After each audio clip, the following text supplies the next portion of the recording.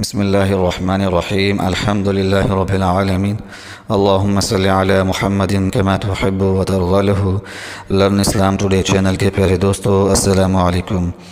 پیارے دوستو، آج ہم آپ کے لیے ایک مجرب مستند روحانی وظیفہ لے کر آئے ہیں۔ یہ وظیفہ انتہائی پاورفل ہے، انتہائی قیمتی ہے۔ پیارے دوستو، یہ وظیفہ مختصر بھی ہے۔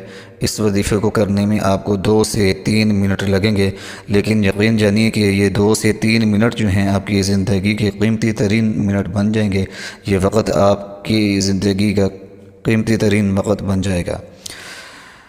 پیارے دوستو، انشاءاللہ العزیز جو شخص بھی یہ وظیفہ کرے گا، انشاءاللہ اس کی تمام جائز حاجتیں، دلی مرادیں جو ہیں وہ پوری ہوں گی، جائز خواہشات پوری ہوں گی، دنیا کی ہر طرح کی مشکلات اور پریشانیاں جو ہیں وہ دور ہو جائیں گی۔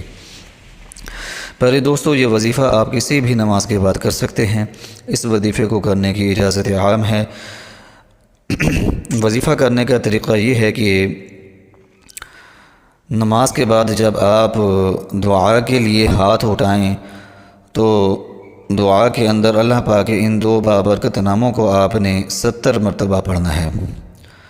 جب دعا کے لیے ہاتھ اٹھائیں تو دعا کے اندر آپ نے 70 مرتبہ اللہ پاک کے ان 2 بابرکت ناموں کو پڑھنا ہے، اور اس کے بعد اپنی حاجت کے پورا ہونے کے لیے دعا کرنی ہے۔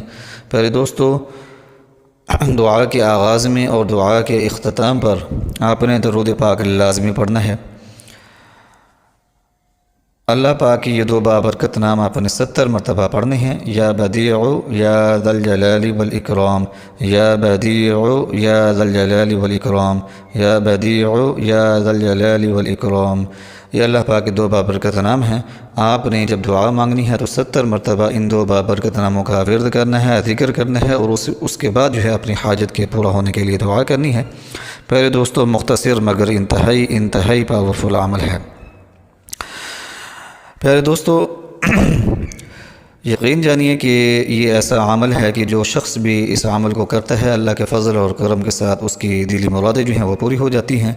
آپ کوشش کریں کہ اس وظیفے کو نماز عصر کے بعد یا پھر نماز فجر کے بعد کریں۔ اگر ان 2 نمازوں کے بعد نہ کر سکیں تو پھر کسی بھی نماز کے بعد اس عمل کو کر لیں، اور اس وظیفے کو کرنے کی اجازت عام ہے۔ ہمیں اپنے دعاؤں میں یاد رکھیے گا، ہمارے چینل کو سبسکرائب کیجیے گا۔ وآخر دعوانا ان الحمد للہ رب العالمین۔